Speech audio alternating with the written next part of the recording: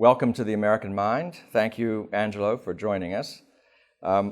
Your recent celebrated book was called The Ruling Class: How They Corrupted America and What We Can Do About It. What is more shocking or concerning, that a democracy has a ruling class or that our ruling class is defective by your sights?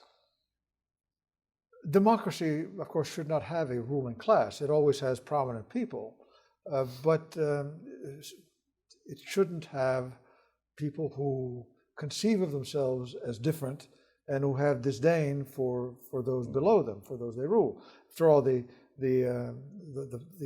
point of any democracy, and our democracy has made that point best, is that all men are created equal. And because of that, they have equal rights. Now, some will be, of course, more prominent than others, wealthier than others, but they ultimately ought to have the same regard for one another. What is distinctive of ruling classes is that they disdain those below them, and our ruling class became a ruling class not when some people became wealthier than others or more prominent, but when they developed a disdain for those below them and embodied that disdain in government. So every society has a ruling class, from your point of view? No. Including democracies? No. Every society has some people who are more prominent than others, but only non-democratic states, including the European Union, has a class which is self-contained, self-referential, and has disdain for those below them.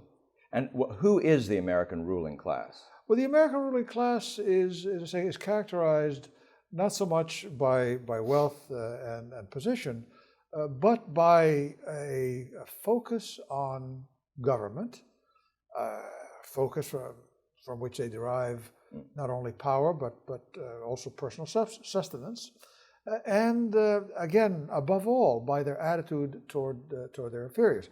For example, Ronald Reagan, President of the United States, elected by very large majorities twice.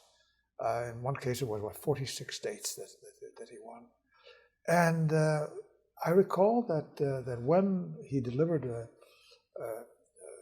pretty strong speech with regard to the Soviet Union, saying that it was an evil empire, and that it was a sad chapter in human history, the last pages of which were about to be written.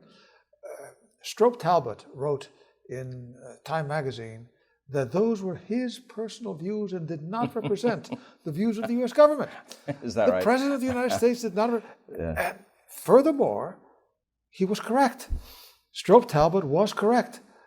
Ronald Reagan did not represent the views of his government. So it's not power, so to speak. It's not office holding. What is it then that makes you a member of it is a kind of ruling class? More power. Look, it's an attitude. It's a set of ideas. How would you define it? It is an attitude and a recognition of kinship with other like-minded people who are in the ruling class, who believe that they rule by right. That they are superior. It's an establishment. Morally, of course it's an establishment. Morally and intellectually, that they have a right to tell others what to do, how to live, that they know better. And what's the source of this right in their own minds? In their own minds, it is certainly, a greater kinship with science. The modern ruling class believe themselves to be the priests of science, who can translate. Now, mind you, they're generally scientifically illiterate, but actual knowledge of science means nothing. It is the pretense. Take, for example, global warming. It is one of the tenets that identifies the membership in the ruling class. Never have I spoken with any advocate of global warming. I'm sure there are some who actually knows anything about physics or chemistry. Not to mention climatology. Never mind climatology.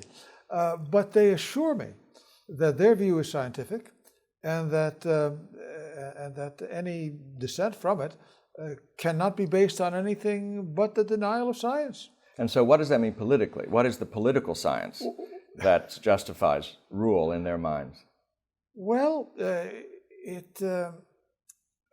there really is no justification. The interesting thing about the American ruling class is that it does not tell its subjects, you must obey us for any political reason. You must obey us because we know better, and we really are the truest representatives of the people. In your description, it seems like many different schools of thought about international relations, as we talk about it these days in the press and in the academy, realists, liberal internationalists, neoconservatives, and so forth, despite their differences among themselves, are all part of this group you call the ruling class. Well, look, there are neoconservatives and liberal internationalists who are not part of the ruling class. Many would like to be, of course. but what you're alluding to is the fact that there is an establishment, and that establishment does include the major strains of thought in foreign policy. But your objection is really not so much to the pretensions of the ruling class, if those pretensions were backed up by success in foreign policy and elsewhere. No. It would be. Look, my democratic objection to any ruling class would stand. It is redoubled by the fact that these folks have been failures. But what really defines the ruling class is the combination of the attitude with government power. Mm-hmm. Now, there are snobs, there have always been snobs, and one can chuckle at snobbery. But one cannot chuckle at snobbery when that snobbery wields government power.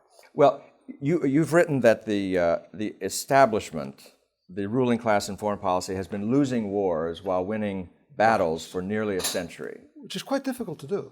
Yes, it's an unusual combination, but is it true? I mean, isn't the common sense objection that we won the Cold War? I mean, we won a protracted battle precisely of the sort that democracies are not supposed to be able to fight or fight well, and the establishment, as you define it, was in control through both political parties and different schools of foreign policy. Exactly. Throughout that time. So isn't that a great success in their column? Well, it certainly looks that way, but when you look at the reality, not the realism, but the reality, you notice... Good distinction. Yes. You notice that the Soviet Union lost it. What actually brought down the Soviet Union was that back in 1964, Leonid Brezhnev made the mistake of telling his party first secretaries to become rooted in their districts. They became rooted in their districts. Gorbachev tried to uproot them. That didn't work, and his attempts to uproot them and to regain central control destroyed the political basis of Soviet rule.